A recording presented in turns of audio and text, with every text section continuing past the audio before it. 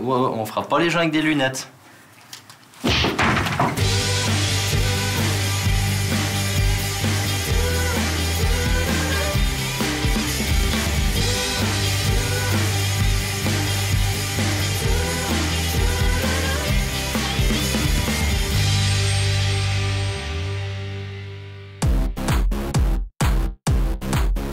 Depuis le début de la semaine, Sarah, Max et Renato t'emmènent dans les coulisses de leur émission de télé. Ces trois ados veulent en savoir plus sur ce qui nous touche, nous, les jeunes, les médias de maintenant, genre, je sais pas, Facebook, Twitter, Google, enfin... Et lundi, ils enquêtaient sur Facebook, le site le plus populaire du moment, et ses 400 millions de membres. Parmi eux, il y a Alix et Amandine. Ces deux ados de 15 ans adorent perdre leur temps sur les Facebook de leurs amis. Mais Amandine, elle se méfie quand même parce qu'elle a entendu des trucs carrément bizarres. Enfin, j'ai entendu dire comme quoi les gens, enfin les directeurs qu'ils allaient voir sur notre Facebook, ils mettaient direct pour venir voir notre profil, comment on était un petit peu avant d'accepter les places d'apprentissage ou comme ça.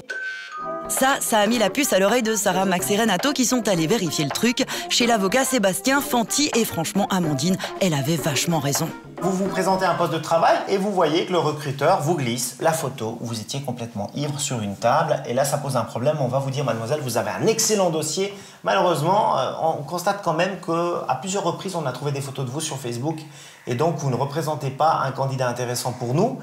Mardi, on a effacé toutes nos données perso sur Facebook et on est allé dans cette classe très connectée au web.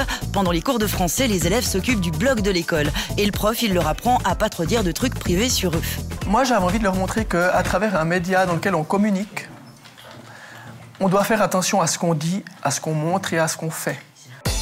Parce que sur leur blog perso, certains élèves y sont allés plutôt fort et ils ont regretté. Moi, j'ai fait une erreur comme ça de mettre même mon numéro de téléphone sur mon blog. Puis quand il y a des gens qui m'ont raconté un peu après que c'était vraiment dangereux. Mercredi, c'était du sérieux chez les cyberflics de la police fédérale à Berne. Ici, les policiers nous ont raconté qu'ils patrouillaient carrément sur les chats et qu'il fallait se méfier de ce qu'on dit sur Internet, surtout quand on se moque des autres. Est-ce que c'est interdit de traiter quelqu'un de con, de gros ou de moche sur Internet? C'est en fait comme dans la vie réelle. C'est déjà, premièrement, pas un truc qu'on fait, c'est méchant. Puis en plus, comme c'est dans l'Internet, et puis que c'est écrit, c'est ouvert à tout le monde pour voir. Donc il y a d'autres qui pourraient commencer aussi à l'insulter. Et puis pour nous, côté police, c'est clair, c'est des traces laissées sur Internet que nous, on peut suivre. Hier, on s'est bien marré. Avec les plus gros buzz du web, mais on a vu aussi que ça pouvait mal virer et qu'il fallait bien réfléchir avant de poster n'importe quoi, n'importe où. J'adore aider les pays en difficulté. Amandine, ferme-la, ferme-la. Produire une vidéo et la mettre sur des sites communautaires, autant YouTube que Facebook d'ailleurs, on arrive très vite à une visibilité qui est très large. Et les jeunes se disent qu'ils font une vidéo pour s'amuser à un moment donné, mais ne se rendent pas compte des effets, en fait, des conséquences que ça peut avoir une fois que c'est posté, une fois que c'est mis en ligne. Et aujourd'hui, oh là là, aujourd'hui.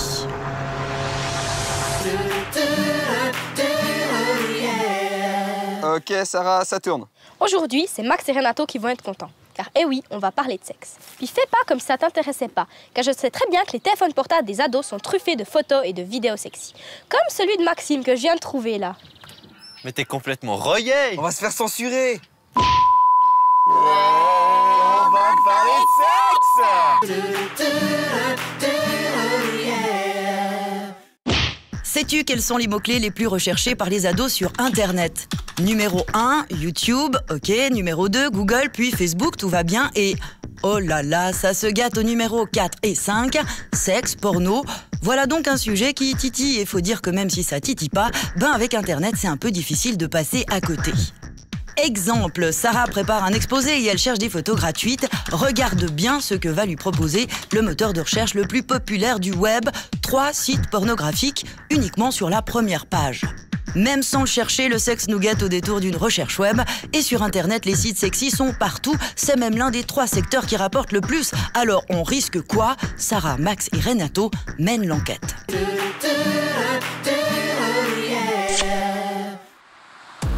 À Neuchâtel, le chef de la police judiciaire est un spécialiste du sujet. Il a écrit un livre sur la délinquance des jeunes et depuis quelques années, il trouve que ça a bien changé et il pense qu'Internet y est peut-être pour quelque chose. Est-ce que vous avez vu un changement dans la délinquance des jeunes? Est-ce qu'il y a eu un changement? Bien sûr qu'il y a eu des changements, mais vraisemblablement, on ne peut pas pointer du doigt les jeunes et les accuser. C'est une société qui a changé de manière énorme dans certains domaines, au niveau des nouveaux moyens technologiques en particulier. Donc il y a eu une accélération comme ça dans le changement. Alors évidemment, il y a des comportements nouveaux qui sont apparus. Des comportements nouveaux, c'est en fait des grosses bêtises que les jeunes faisaient pas avant. Et dans ce genre de grosses bêtises, la police retrouve depuis quelques années un objet étonnant, le téléphone portable.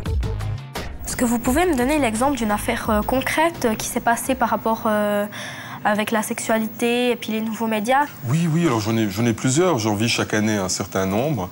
Toutes ne sont pas annoncées à la police, toutes ne sont pas découvertes non plus.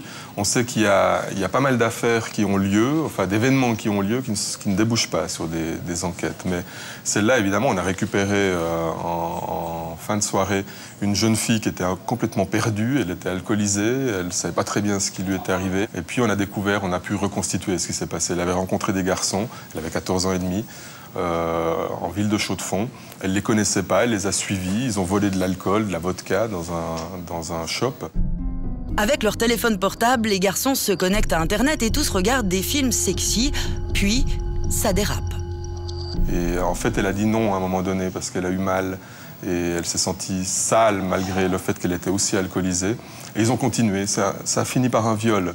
Et cette fille, vraisemblablement, elle n'en sortira pas sans séquelles. Est-ce que vous pensez que s'il n'y aurait pas les téléphones portables et tous ces moyens, ça ne se serait pas passé? Je pense qu'ils n'auraient pas eu l'opportunité de visionner les films porno comme ça, de manière instantanée, dans la rue.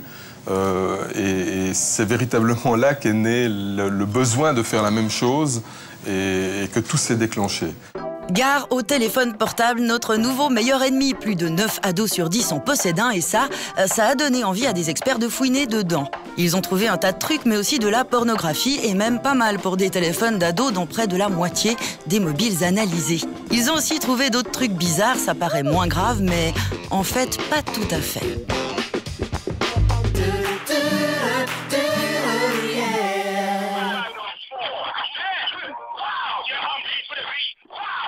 On appelle ça le happy slap, la joyeuse baffe, mais c'est quand même pas très joyeux.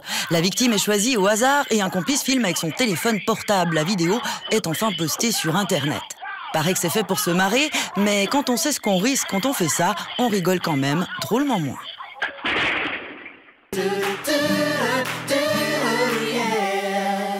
Est-ce que c'est plus grave au niveau de la loi de taper quelqu'un et de le filmer ou ça? Ça ne sera pas écrit dans la loi que c'est plus grave. Par contre, chaque juge, il va juger en fonction des circonstances. Et évidemment, si on a filmé les scènes de violence ou les scènes sexuelles et qu'on les a diffusées, qu'on les a montrées, ça sera une circonstance aggravante simplement parce que c'est humiliant. On a filmé et on a montré pour humilier. Dans votre livre, vous dites que les jeunes commettent moins de délits qu'il y a 20 ans. Alors en fait, sous le regard des adultes, ce sera toujours un peu les jeunes, les méchants. Il faut imaginer que Hésiode, 720 ans avant Jésus-Christ, écrivait déjà des textes en disant que la société était fichue, que le monde n'allait plus tourner parce que les enfants ne respectaient plus rien, n'écoutaient plus leurs parents, etc. Pourquoi? Parce que, en tant qu'adulte, on va devoir à un moment donné leur passer le témoin de toutes les valeurs qu'on a construites dans cette société au fur et à mesure des générations. Et c'est vrai qu'on est dans l'incompréhension en tant qu'adulte parce que quand on les regarde, avec leur style d'habillement, la musique qu'ils écoutent, on ne s'identifie pas à eux, on n'arrive même pas à lire leur SMS parce que c'est écrit différemment. Et c'est faux. Chaque génération est plus intelligente que la précédente. Et ça a toujours été comme ça. Et ça continuera comme ça. Donc il faut simplement avoir confiance et puis essayer de construire ensemble le plus tôt possible. Bon, bah c'est bon. Les sacs émissants sont dans la boîte. Puis on va en faire quoi? Bah, je vais les vendre à la télé. C'était pour la télé? Ah. C'était pour la télé?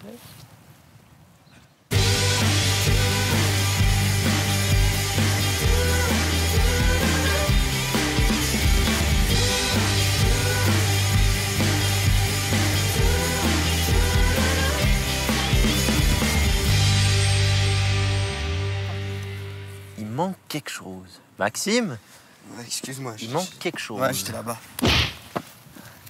Ah ben voilà, c'était ça.